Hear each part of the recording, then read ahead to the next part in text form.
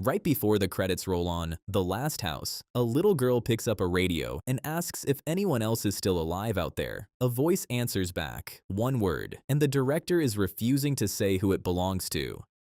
By the end of this video, you'll know exactly why this family was trapped for 5 years, what those creatures actually are, why they were never killed, and what that final hello really means.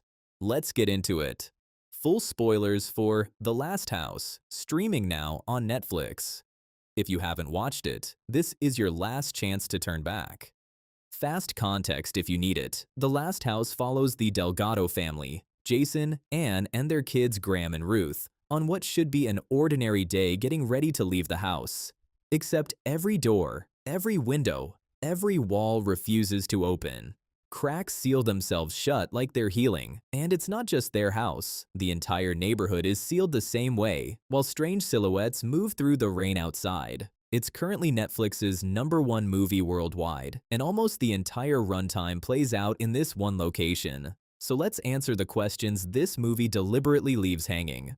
The movie never gives you a control panel or a villain monologue explaining the mechanics of the seal, and that's on purpose. What director Leterrier has confirmed is the why behind it, even without the how. This isn't a random disaster, and it isn't an alien invasion. It's a reclamation. According to Leterrier, the beings behind the sealing have lived in Earth's oceans far longer than humans have existed at all. And after generations of pollution, overconsumption, and rising ocean temperatures push them out of the depths, they surface to take their world back. The sealing isn't punishment for its own sake. It's closer to a forced timeout, a way of stopping humanity in place long enough to see whether people are even capable of changing. Here's the twist the whole movie is quietly built around. You're set up to think this is an invasion film. It isn't. In Leterrier's own words, humanity is the invasive species here. The creatures were simply home first. They're never fully explained biologically, and that's intentional. The design team, led by Kevin Jenkins, deliberately avoided making them look like any recognizable sea animal, aiming instead for something fluid and ambiguous, tentacled, moving almost like a dancer, occasionally reading as having 2 legs. They were built practically as a real silicone suit operated by a puppeteer inside a flooded set, with visual effects layered on top rather than replacing the physical performance.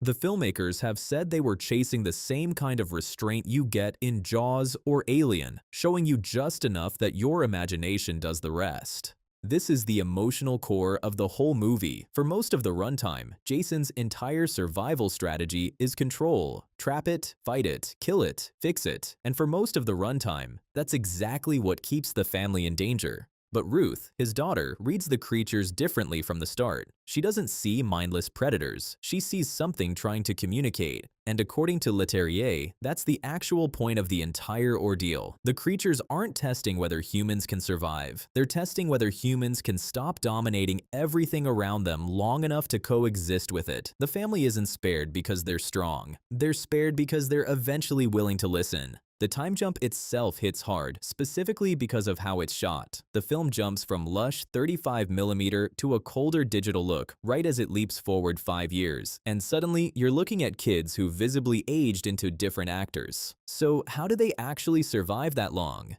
It comes down to one flaw in an otherwise airtight house. A loosened chimney cap creates a single small gap in the seal. Not big enough to escape through, but big enough for Jason to build traps, catch food through it, and rig water collection systems that eventually irrigate crops growing inside the house. From there, almost everything gets repurposed. Bike parts, vacuum components, furniture, clothing, all converted into tools for staying alive. The house itself becomes evidence of that struggle, not demolished, but methodically stripped and rebuilt around them, piece by piece, for 5 straight years. And the human cost is real too. The family's dog doesn't make it through those years, a loss quiet enough that the film never dwells on it, but present enough that they name their escape boat after her at the very end. In the climax, the house floods completely and a creature ends up tangled in one of Jason's traps. Every instinct in him says, "Finish it." Instead, he remembers Ruth's instincts throughout the whole film, that mercy, not force, might be the actual answer, and he lets it go. That single choice is what changes everything. The freed creature doesn't just let the family go. When they step outside for the first time in 5 years, surrounded by more of its kind, it's the one that signals the others to stand down. Wagner Moura, who plays Jason, has described this as the moment his character finally gets what he actually needed instead of what he thought he needed. The family proves, in that one act, that they're capable of choosing coexistence over control. That's what earns their freedom. Not a weapon, not a plan, a choice.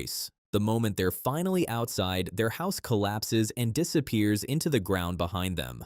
Think about what that house actually was for 5 years. Not a prison in the traditional sense, but a shelter the family kept rebuilding around themselves, piece by piece, refusing to let it fully fall apart. Production designer Kevin Jenkins has said explicitly that the goal was never to make it look abandoned or demolished. It needed to look lived in, right up until the end. So, when it finally crumbles the second they walk free, it plays less like destruction and more like a shell they no longer need. The old, sealed-off, self-sufficient version of home, the one built on hoarding resources and keeping the outside world out, literally can't survive contact with the new one they're walking into.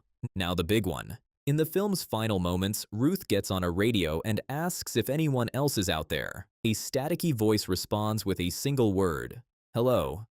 Leterrier has confirmed on the record that this is a real, specific, recognizable voice, not a random extra, but he's declined to say who it actually is, only teasing that it belongs to someone he calls extremely iconic.